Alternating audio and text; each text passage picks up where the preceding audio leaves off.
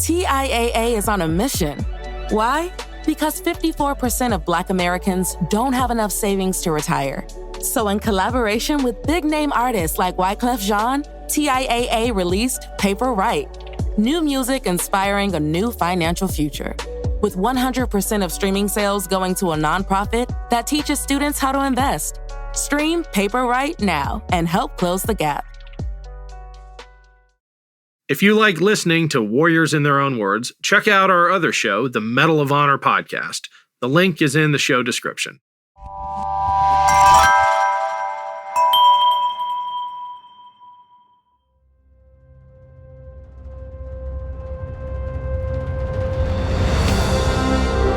I'm Ken Harbaugh, host of Warriors in Their Own Words. In partnership with the Honor Project, we've brought this podcast back at a time when our nation needs these stories more than ever. Warriors in Their Own Words is our attempt to present an unvarnished, unsanitized truth of what we have asked of those who defend this nation. Thank you for listening, and by doing so, honoring those who have served. Today, we'll hear from Sergeant Jim Purvis. Purvis served in the Army as an infantryman during the Vietnam War.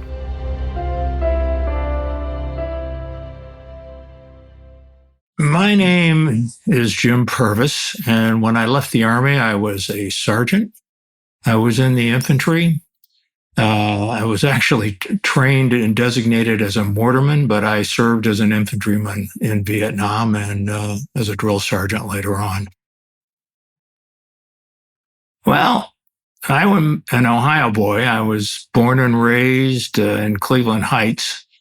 And I was in college, and I was dissatisfied with what was going on in my life. And I felt what many young people do, a desire to be part of something bigger and to kind of test themselves. And the result was I joined the Army. And I actually joined intentionally to go into the infantry. Though I have to say that at the time I joined, I had no intention of being a private in Vietnam. I thought I was going to be a lieutenant in Germany drinking beer, but it didn't turn out that way. Actually, I was never trained as a mortarman. When I got out of basic training, they give you a week's leave. People usually go home. But I had chosen to enlist with the purpose of going to OCS. So I went down to the local ROTC. I was in college at the time, and I said, where's the best place to take basic training? Because it was going to be in January. So they told me Fort Jackson. So I went down to Atlanta and enlisted there. And after it was over, it was a long way to go home, and I wanted to save my leave because I wanted to see the world. I still thought I was going to be a lieutenant in Germany. I thought I'd be going to France on leave. So I didn't take leave, which meant I showed up to my advanced infantry training unit before anybody else did, a week early. And there was nobody there. And the guy running the office, who was a specialist fifth class or something like that, realized I was reasonably educated and had me help him in the office. Now, this is during the huge buildup when everything was a mess. So when it came time to take training, he told the company commander he needed me to help run the office. So they kept me in the office virtually the entire time that the training went on. So when I got out of there and went to OCS, I had never actually gone through mortar training. In fact, I'd never gone through machine gun training or just about anything else except marksmanship. And I was a good marksman. Well, I actually went to OCS, infantry OCS, at what was then Fort Benning. And I had a company commander that was tall and skinny like me. And about halfway through your training, they take you out. The TAC officer, the second lieutenant in charge, takes his group out into the woods, and you drink beer and bond. And they had people do imitations of other people. And when I did the company commander, it was so good that everybody was cheering and laughing. And the next day at formation, I was called out in front of the entire formation and asked to do my imitation. And I stood there and said, "This is not good. But what do you do?" So I did it. And then about 2 weeks later, we had some formal event, and I was introduced by the company commander to his wife as, "This is Cadet Purvis, and he does imitations." And subsequently, I was kicked out on what probably I could have fought and stayed in, but they found civilian clothes in my laundry bag, and which you weren't supposed to have. And obviously, I would have just gotten demerits, but he's listed as an honor violation, and I was subsequently, under his direction, removed from the program. But I don't think it was a bad deal, all things considered in retrospect. It was probably for the best that I had no business being the leader of people in combat at that time. I had no idea what I was doing. But that's what happened. Well, after I got out, I was very clear I didn't want to be an enlisted man, so I volunteered for flight school to fly helicopters. I went to flight school, and they told me that it would only be a couple of months before I went to flight school. And where did I want to go in the meantime? Being naive and very curious, I said, well, 2 months, I'll go to Vietnam. I'll get to fly halfway around the world, maybe take some leave, see Vietnam, and come right back.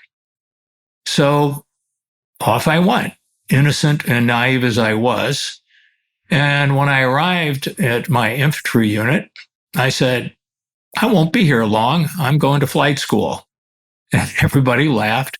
And I used to go down every couple of days and say, where are my orders? And of course, they never came through. So I went through a whole bunch of things that we can discuss later. And I finally realized I did not want to sign up for 3 more years. I just wanted to get out. And I'd been over there for a long time. And then one day, like 10 months down the road, I got called into the company headquarters. Now, this is in a tent in the jungle. And I was told, did you apply for flight school? And I said, yes. And they said, well, your orders have come through. And I said, really? And you said, yeah, you got to ship out and go back to the States. Well, that was a pretty exciting idea when you're a young guy and you've been in the jungle with everything that had happened to me. But I knew that at some point I'd be asked to sign this extension for 3 more years, which I had no intention of doing at that point. So I went to brigade, where you go through a process, and then I go battalion, and then brigade, and then division. And each time I'm thinking, this is it, I'm going to go back to the jungle. And then I went to Saigon. And then I went to Tan Son Nhut Air Base, and I got on this Continental Airlines jet. And until they closed the door, I still didn't believe it. And they flew me all the way back to the States. And then I went to the Pentagon and said, geez, I've changed my mind. I don't want to go to flight school. And the sergeant looked at me and he said, you were in Vietnam for 9 months and 29 days. 10 months is considered a tour. You didn't do it, so you're going back. And I was like stunned. But I had to go to flight school in order to tell them that I wasn't going. You couldn't do it any other way. So I showed up at flight school and told them I didn't want to go to flight school. And they sent me over to this Quonset hut. It's out in Texas. And I walked in full of trepidation that I was going back. And there was this civilian woman sitting there with a strong Texas accent. And she said, good morning. Where do you want to go? I said, Fort Dix, New Jersey. And she said, done. And that was the end of my Vietnam experience. I haven't thought about Vietnam in quite a while. And preparing to talk to you caused me to do that. It was very surreal at first. I only have my experience, and my experience was as an infantryman with the 1st Infantry Division. I was not a Marine. I was not at Quezon. I was not there during the collapse. My experience physically was very much like the movie Platoon, except there wasn't widespread marijuana use then. But it was surreal because when you fly to Vietnam, you see war movies and you have all these troops on troop ships and they're cleaning their weapons. When you went to Vietnam, you went on a commercial airliner. I flew on TWA, and the only difference between a commercial flight is that all the other people are wearing uniforms. There were air hostesses giving us food and talking to us. And then when you finally get to the base camp, it still doesn't seem real because you haven't seen any actual war. The first thing that happened to me was they flew me out to my unit on a helicopter close to evening, and the first thing I did was to put dead bodies back on that helicopter. And coming from having no experience, it was sobering, but it was also somewhat surreal. It takes time to adjust to an experience like that. I got shelled that night, which was also surreal. And then you begin to acclimatize to actually being involved in something like that. But even that was surreal. I don't think people understand how infantry units, at least in the early part of the war, operated. You would have a perimeter. We'd be out in the jungle, and you'd set up a large perimeter, battalion-sized operations. We usually did what then was called search and destroy, which is sweeping an area. Usually we didn't find much, but it was always within helicopter range of the base camp. So in the morning, you'd wake up and you could turn your radio on and listen to Good Morning Vietnam. Adrian, I forget his last name. I heard him every morning. And then helicopters would come in and bring Merrimack containers with bacon and eggs and toast and coffee. And then the helicopters would fly out. You end the perimeter, and you would suddenly be at war in the jungle, trekking through vegetation and getting shot at and everything else. And you do that all day, whatever happened. And then in the evening, you'd set up a big perimeter, and in would come the helicopters with your pork chops and mashed potatoes and a can of beer. And there's an element of surreality to fighting a war that way. In that particular unit, we were not at a truly forward base camp. We were at more of the brigade level. But you have tents, you have beer, you have steaks, you have barbecues. Part of this, in a way, the surreality of it all. When you went out, you were in real danger. When you were not out, you were not.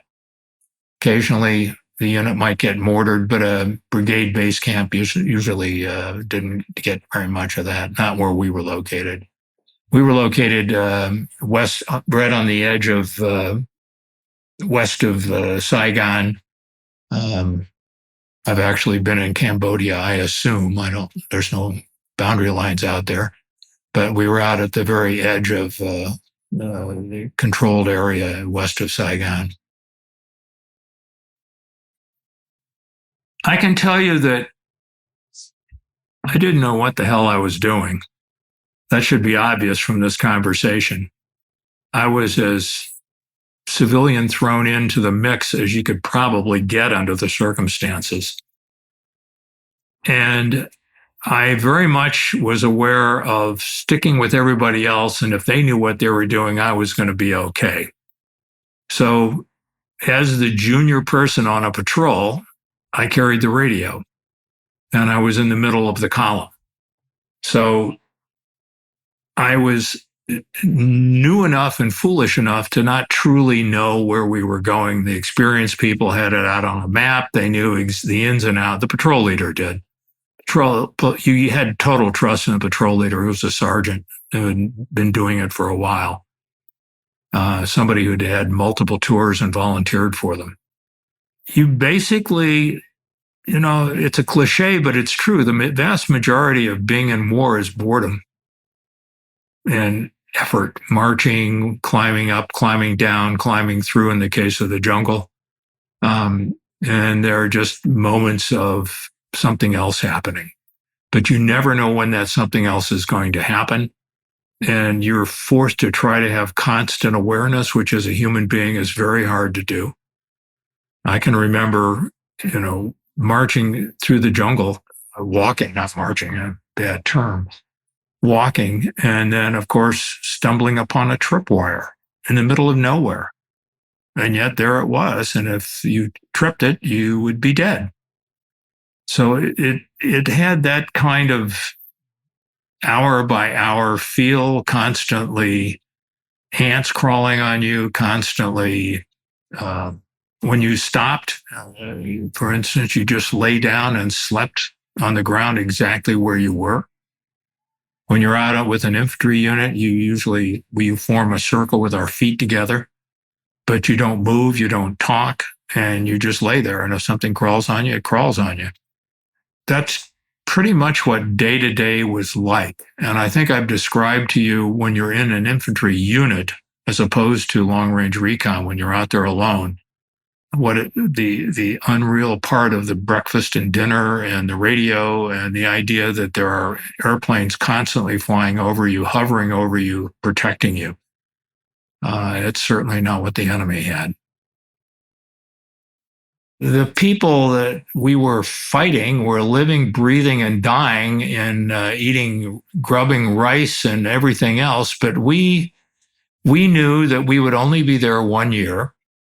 We had radio stations blasting music. We had this great food. And then in the middle of your tour, you got a week of R&R in Japan or Singapore, or wherever you wanted to go, free. At the same time, you ran the risk of getting shot and killed. And I think it was only when I changed out of a large infantry battalion and went into long-range recon that I truly understood that. So I'm not completely sure that it has ever truly hit me. I was fed up with doing KP and a bunch of boring stuff that infantry soldiers have to do.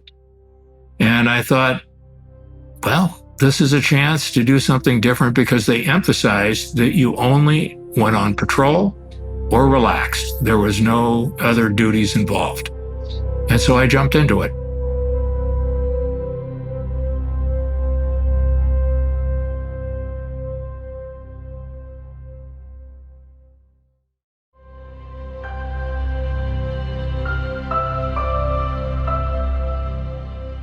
I probably should preface this by saying I got a taste of what war really was, but I didn't get a bad enough dose that I have nightmares. And so that makes me a lucky person.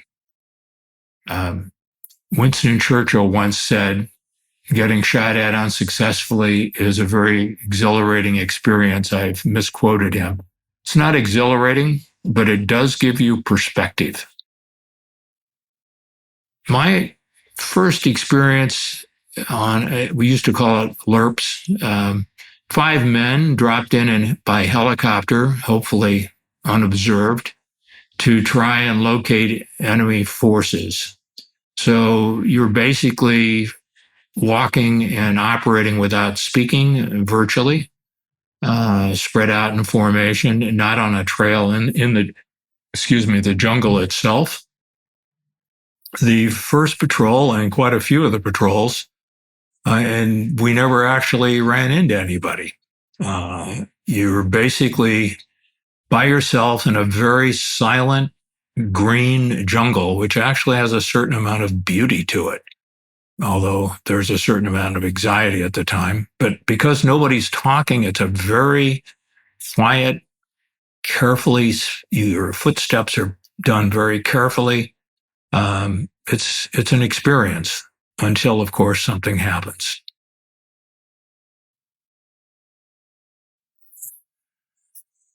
We went in, you always are inserted just before dark or right at dark. The smaller clearing, the better. It's big enough for the helicopter, but small enough, hopefully doesn't have a major force there. We went into the jungle. You basically go in to get off the landing strip, and then the helicopter leaves, and you basically pause for a short period to see if there's any other activity, and then the point person begins to move forward. Well, in this particular case, we had apparently sat down next to a North Vietnamese battalion base camp. And shortly after the first man, the point man, started going, he fired some shots. At the same, I was carrying the radio, so I was the middle person with the lieutenant behind me. And the lieutenant cut the straps. The point man started yelling, "My gun's jammed, somebody shoot." The guy behind him started shooting, and off to my left, because we each had a sector to watch, I saw two North Vietnamese soldiers actually drop down and point. And at that particular moment, I was frozen dealing with the radio. They called in, they had the helicopter turn around and come back, and we were by then all firing. And what seems like seconds later, the helicopter appeared, and we ran and dove onto the helicopter. And as we were coming out, there were tracer rounds going all around the helicopter. And that's when I realized how close I probably came to not doing this interview. Although I don't think I really realized how close that was until quite a bit later. You have a certain defense mechanism that protects you from thinking about that kind of thing. When I think back and watching the tracer rounds go about 2 feet in front of the windshield of the helicopter, I mean, you can see right through the Hueys. If any of that had been like 2 feet closer, and they were shooting from probably 10 feet, 12 feet away on the edge of the clearing, I would imagine. I mean, I wasn't looking back. If any of those had hit the pilots, we'd all have been dead. Or conversely, if the helicopter had arrived a little later, I'd probably have been a prisoner of war if I hadn't been shot dead right on the spot. I mean, I literally saw the soldiers that were looking at us. Why they didn't fire, I don't know, but they didn't. And probably because they were as stunned as we were that we'd run into them. I mean, it was a very quick moment of seeing them, but I saw them clearly. If we'd have been standing there probably another minute and a half, I'm sure they would have opened fire, and we would have probably not been pulled out, and that would have been the end of it. This particular kind of unit, you had a certain amount of free time. So drinking beer and talking was probably 50% of it. In an infantry unit, you don't have time to think about all this stuff. Things keep happening. In a unit like this, you do what you do, and then you come back and you have downtime until the next mission, which could be in a few days, or it could be a week later, it could be whatever. I did not experience a caisson like repeated experience, which would have traumatized me more than whatever this one did. I'm sometimes not sure how much I've repressed about this. I know I can't watch the movie Platoon. I watched it once and that's it. I have so many movies are unrealistic Hollywood imaginations of it, but Platoon was quite real, and it affected me to watch it. The patrols were relatively short, 2 to 4 days, 2 to 5 days in that area. You were basically going in because there was reports of activity in the area. So you were basically attempting to run into people, but hopefully without them seeing you, so that you could report the location, get back out, and have an airstrike. That's presumably what happened after we left that one time. There were a lot of units, long-range recon units, that had it a lot worse than I did. And once again, I was a very lucky person. The particular unit the 1st Infantry Division Long Range Recon Unit, there were probably, I really don't remember, 4 to 6 teams. It effectively disbanded because the team leaders felt that the officers in charge of the unit were incompetent. And I left and went back to my other unit, the infantry unit at that point.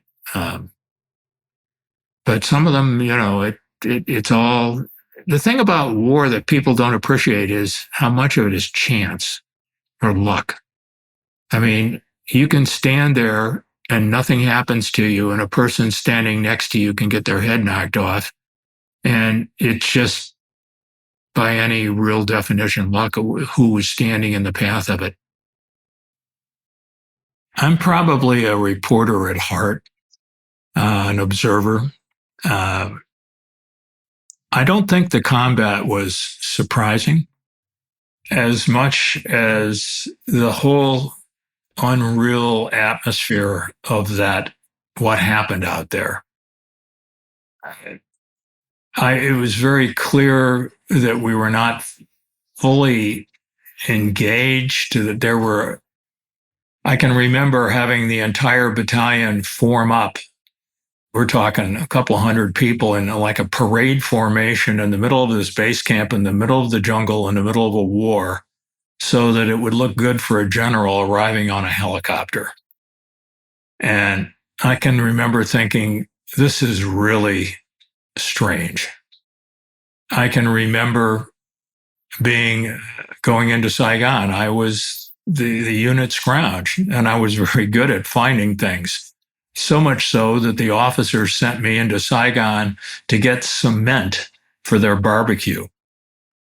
And I hitched a ride on a helicopter. We flew at treetop level into Saigon, and I traded a bottle of bourbon and some combat boots for a truckload of cement. This is real. And then with the driver, because they had so much cement that it was solidifying and turning into a massive concrete block. So I got this guy to drive on a back road back to our base camp. And I went to the depot where massive amounts of concrete were coming in by cargo. And I traded a bottle of bourbon and some combat boots for a truckload of cement. That's just the way it went back then. It was just like the early days in Iraq. Tons of money being spent without accountability. And I got the driver of the truck. I said, we're going out to our base camp. And I told him, no problem. It's going to be real easy. You'll be back here in about an hour and a half. And of course, we got on the road, and immediately outside the major area ran into an MP who said, you shouldn't go down this road. We've had reports of an incident. The driver was panicking, and I insisted that he had to keep going. And we were driving at a very high rate of speed. We went over a bridge. This is a 2.5-ton truck with cement on it. And actually the back wheels came off. He was going so fast off the roadway. And we got out to the base camp, and the lieutenant had people unload the concrete. The driver went back. I stayed, and we built a really nice barbecue. And this is the kind of thing that was going on. And I have to say also, I stayed over in Saigon on another trip. I stayed in a nice hotel, and I went down to what amounted to the PX cafeteria, where they had milkshakes and hamburgers, and they were really good. And I hadn't seen one for like 3 months at that point. And I went through the line. It was you used a tray, and it was like a restaurant. I had a milkshake, I had a hamburger, and 2 orders of French fries. I ate the whole thing. I got back in line and ordered the same thing again and ate that. And then I went back and had a 3rd milkshake. And that's what I mean about, I'm sure that when people went through World War II or Korea, they did not have the opportunity to do that. I would imagine there's an even bigger element of unrealness when you can go into combat and then go on, get a cell phone call with your wife. these kind of things affect people because it provides a different form of reality. And that's probably something for another piece and another time. But, I gave a speech on Veterans Day in Ohio this past Veterans Day. And I told people that, you can look at that mural and you can think a lot of things, but what people really ought to do is they ought to be thinking. They ought to be thinking about what it means and what it means that all these people went off to serve. Not to the depth of perception that one would have now. But yes, it was certainly pretty obvious that what we were doing wasn't very effective. And what was effective was spending a lot of money. You can look at Vietnam and now and say, why in the world didn't we just offer Ho Chi Minh $2 billion and offer to build factories and give them the country? We'd have been where we are right now with a, quote, communist, unquote, controlled government that's actually becoming more capitalist and free market by the day. And we would have skipped having all those people die. But as a country, we have a long history of not looking at things the right way. Not until it's too late, and relearning the same lessons over and over and over again. And I should add that I went there during the big buildup. I kind of joke and tell people I went over there when the enemy was saying, who are all these people and where are they coming from? There was a movie about the air cavalry and the fight in Nha Trang. We were young once, I believe is the name of it. And that kind of captures the same sense of we weren't really ready or really properly trained, and what are we doing here? And of course, 5 years later, it was a completely different picture. But when you rotate everybody out after 10 to 12 months and you bring in fresh people, which is what we did in Iraq, you lose the sense of continuity. You lose the sense of experience and understanding of what's going on. That's the difference between how effective many things were in World War II, like with the 101st Airborne, and what went on. Effectively trained, lots of equipment, but no sense of continuity in dealing with local people, with local issues and things like that. We certainly had that in Vietnam. After Vietnam, after I did not go back after my 10-month tour, and I was at Fort Dix, they made me a drill sergeant. Now, you understand, I'm the guy that wanted to be an infantry officer and went halfway through OCS. So I had the gung-ho, curled fingertips attitude. And I was a drill sergeant.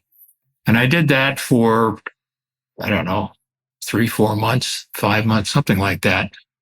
And then I talked to one of the other drill sergeants who said he was getting out of the Army 10 months early.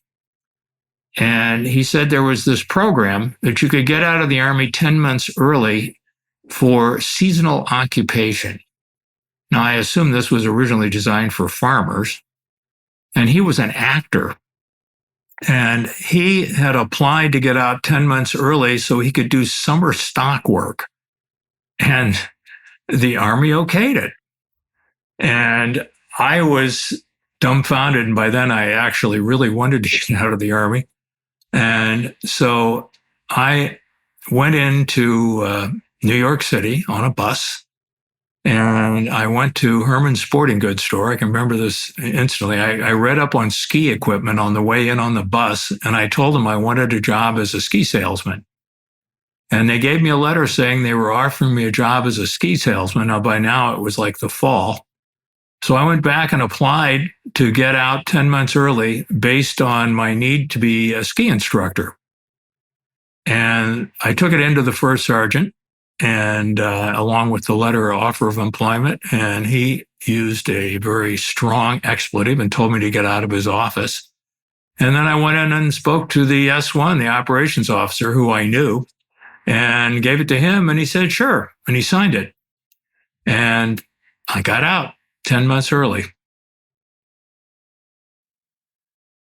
Once again, I probably don't have the same because my experiences were real and touched combat, but were not continuous. I didn't spend, I hate to keep going back to it, but I didn't spend 3 months being shelled in Quezon. Something like that devastates people. When I was coming back, you go through a series of camps as you sign out and go up to. And I remember at Division Base Camp, there was a holding area for people that were leaving. And there were probably 30, 40 of us sleeping in there at night. And there were people in there screaming in their sleep. And it's very sobering to listen to something like that. Fortunately, I don't consciously have any memories that cause me to scream. And I hope I haven't repressed any. One never knows. I think I didn't go from Vietnam to civilian life. I went from Vietnam to Fort Dix and drill sergeant and weekends in New York City. So my transition back was a lot easier than an awful lot of people. War is something that traumatizes people. And a couple things to remember. The majority of people that join the military don't actually serve in combat. Now, we have 6 or 7, I forget the number, of people that are in support activities for every person that's actually in a combat situation. Of course, in a modern warfare in a place against insurgents, the ratio is a little lower because a truck driver can face it as well. But the majority, a lot of people don't, and it's very hard. But those that go through it, war is about killing people and destroying property. And that's a definition that I've never forgotten. And that's exactly what it is. It's what's going on in Gaza right now. It's what's going on in the Ukraine. And if you have to experience that for a long period of time or any significant period of time, it traumatizes you. And it's not something that ever leaves you. I certainly don't look at life the same as I did if I hadn't gone to Vietnam and gone through these experiences. You have an awareness of the fragility of life.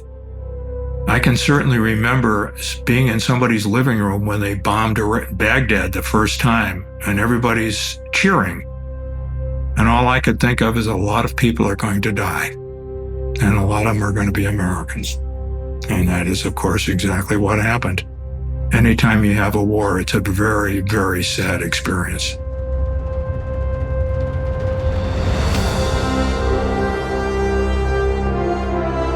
That was Sergeant Jim Purvis. Thanks for listening to Warriors in Their Own Words. If you have any feedback, please email the team at kharbaugh@evergreenpodcasts.com. We're always looking to improve the show. And if you enjoyed this episode, don't forget to rate and review. Warriors in Their Own Words is a production of Evergreen Podcasts in partnership with the Honor Project. Our producer is Declan Roars. Bridget Coyne is our production director, and Sean Rule-Hoffman is our audio engineer. Special thanks to Evergreen executive producers Joan Andrews, Michael DeAloia, and David Moss. I'm Ken Harbaugh, and this is Warriors in Their Own Words.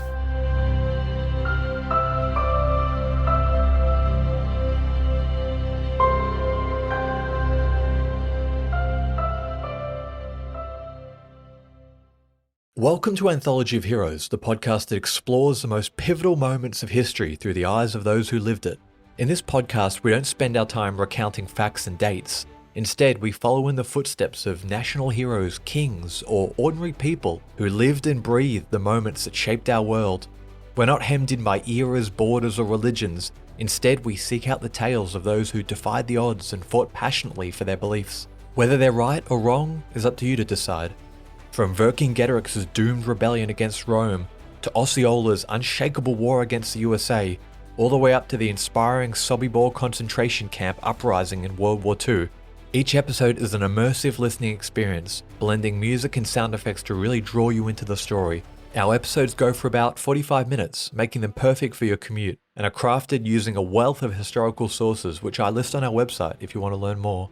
I'm the host, Elliot Gates, and I'm thrilled to have you joining me as we uncover history's hidden gems and illuminate the faded pages of our past. Look out for the Anthology of Heroes podcast on Spotify, Apple Music, or anywhere else you get your podcasts from.